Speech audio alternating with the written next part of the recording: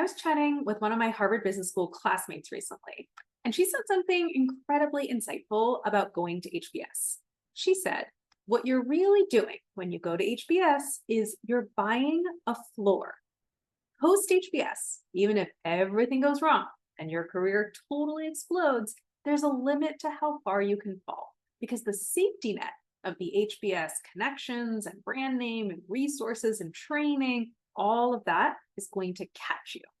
And I think this is true of all prestigious things, whether it's a brand name university or a really well-recognized firm or fancy title or distinguished credentials. What you're really doing when you obtain these things is you are buying a floor. You're setting a limit on how low your life can go, even if everything goes totally sideways. And chances are you've obtained at least one prestige floor in your life, and you might even have multiple. Now, the question for you is, what are you going to do with that floor? Let me give you an analogy to help you see your choices. Imagine that you've bought a literal floor in a building. You've bought one of those ultra fancy New York City apartments that take up an entire floor of the building, kind of like this one. I've got a picture of one here floating next to me. Now, this gorgeous full floor condo is yours. No one can ever take it away from you. And now that you own this stunning condo, you have two choices. Option one, you can make this condo a prison. You can tell yourself, now that I own this condo, I have to either stay in this condo or stay in places that are equally or more fancy than this condo. I can never set foot in any place that is less fancy than this. And if I do, my life is totally embarrassingly off track. I can only go to places that are befitting and appropriate for someone who owns this incredible condo. And when you think this way, your world shrinks. You become trapped by the fanciness of your own condo. Or there's option number two. You can make this condo a launch pad. You can tell yourself, now that I own this, I always have the safe, beautiful home base to come back to anytime, which means I have even more freedom to go wherever I want. So let's go backpacking in Thailand. Let's go whitewater rafting in the Adirondacks. Let's live in tents in Patagonia. I have to take advantage of the fact that I have such a secure and comfortable home base to come back to by going out there and doing a whole bunch of sweaty, muddy, uncomfortable, interesting things. And when you think like this, your world grows and you are freed by the fanciness of your condo. So I want you to ask yourself, what are you doing with the full floor condo of your prestige?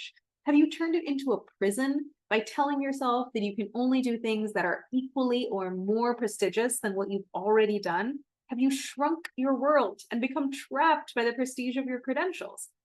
Or have you turned your prestige into a launch pad by giving yourself the freedom to be bolder, weirder, do riskier things because you have a safe home base you can come back to? Have you expanded your world and become more free, powered by the prestige of your credentials? And if you've been choosing option number one for a while, but you want to start choosing option number two, here's what I want you to do. It's just 3 steps. Step number 1, if you were to treat your prestige as a launch pad rather than a prison, what is one thing that you would want to do? What's one metaphorical, exotic location you'd travel to, knowing that you have a beautiful apartment to come home to? Just say the first thing that pops into your head. Then, step 2, now that you know that, what is your likelihood of taking one small, exploratory step towards doing that? What's your likelihood of metaphorically just looking at some airline tickets to that destination? Rate yourself on a scale of 1 to 10. 10 being, I'm going to go do that right now, and 1 being, LOL, that's actually never happening. And again, just say the first number that comes to mind.